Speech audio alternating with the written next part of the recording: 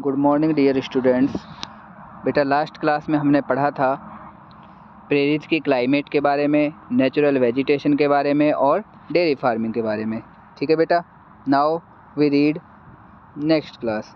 देखिए बेटा लिखा हुआ है ए वैरायटी मीन्स कहते हैं बेटा विविध, ए variety of minerals and power resources यानी ऊर्जा संसाधन और खनिजों की विविधता ने along with N efficient system, along with means बेटा के साथ, एन एफिशिएंट यानी कुशल सिस्टम यानी प्रणाली ऑफ ट्रांसपोर्ट परिवहन की, और परिवहन की कुशल प्रणाली के साथ कम्युनिकेशन संचार के, एंड कैनल्स और नहरों की कुशल प्रणाली के साथ इन दिस रीजन इस क्षेत्र में हैव मेड इट इसे बना दिया है the most industrialise region in this world, संसार में सबसे बड़ा औद्योगिक क्षेत्र।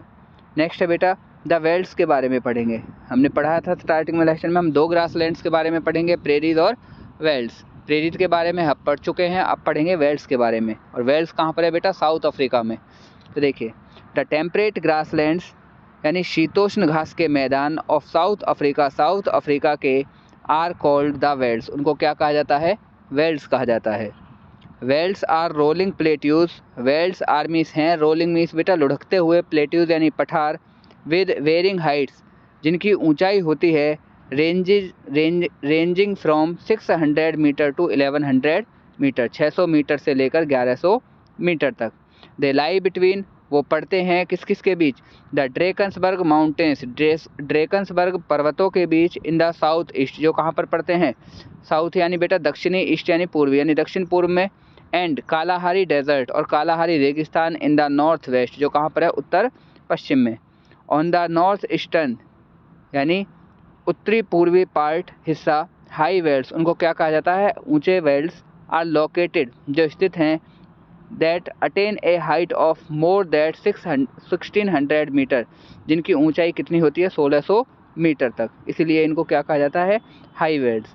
This region is drained by, ये जो क्षेत्र हैं, बाई रिवर्स, इन क्षेत्रों में बेटा नदियाँ कौन कौन सी बहती है? लिम्पोपो नदी, साबी नदी, ऑरेंज नदी और एंड इट्स ट्रिब्यूटरीज में होते हैं सहायक नदियाँ, और इनकी सहायक नदियाँ बहती हैं। अब है बेटा वेल्ड्स की क्लाइमेट कैसी होती है, यानी यहाँ की जलवायु कैसी होती है।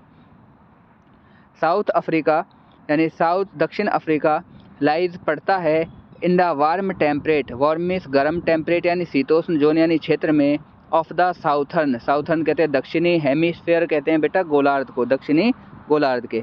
The velds have a mild climate, velds की हल्की जलवायु होती है, due to the influence means प्रभाव के कारण, ऑफ द इंडियन ओशन, किसके प्रभाव के कारण? हिंद महासागर के प्रभाव के कारण। विंटर्स आर कोल्ड, सर्दियाँ ठंडी होती हैं, एंड ड्राई और शुष्क होती हैं।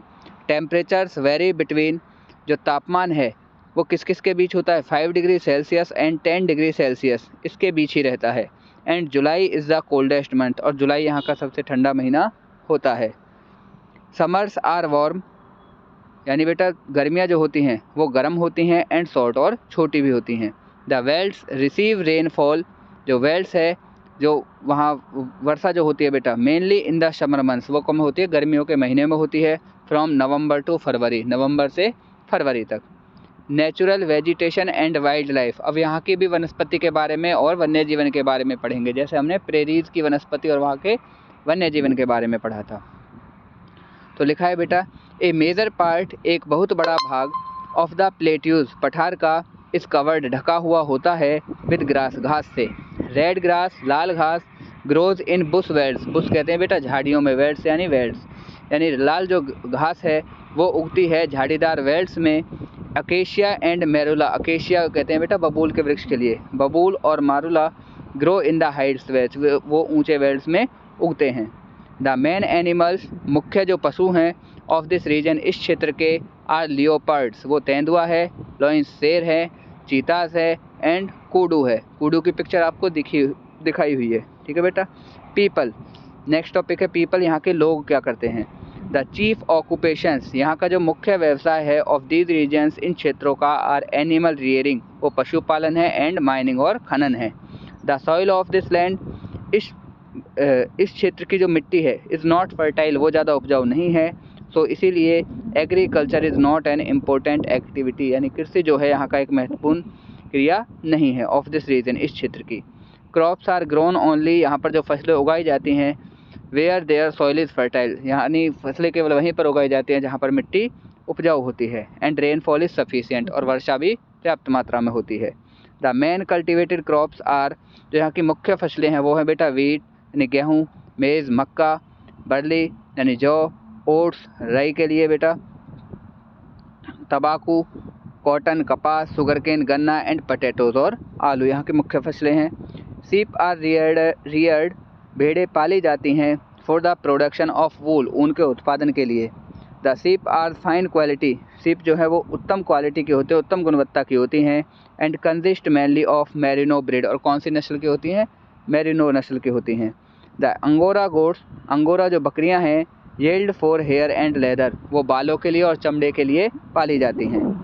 Velds have rich reserves of, velds में बेटा पर्याप्त समृद्ध भंडार है किसका, गोल्ड सोने का, यूरेनियम का, डायमंड का, आयरन का, आयरन और लोहे एस्को का, and coal. Several mineral based industries are established here, कुछ खनिजों पर आधारित जो उद्योग हैं वो भी यहाँ पर स्थापित हैं। फास्ट एंड फैक्ट में लिखा हुआ है बेटा तथ्य में, जोहान्सबर्ग इज़ फेमस, जोहान्सबर्ग प्रसिद्ध है as the gold capital of the world, संसार की स्वर्ण राजधानी के रूप में। Kimberley is famous for the diamond mines, और किम्बरली जो है वो किसके लिए प्रसिद्ध है, डायमंड माइंस के लिए, यानी हीरे की खदानों के लिए। ठीक है बेटा, आज आप ये लेसन कंप्लीट पढ़ोगे एक बार, और नेक्स्ट क्लास में हम इसके क्वेश्चन करेंगे। ठीक है बेटा, थैंक यू।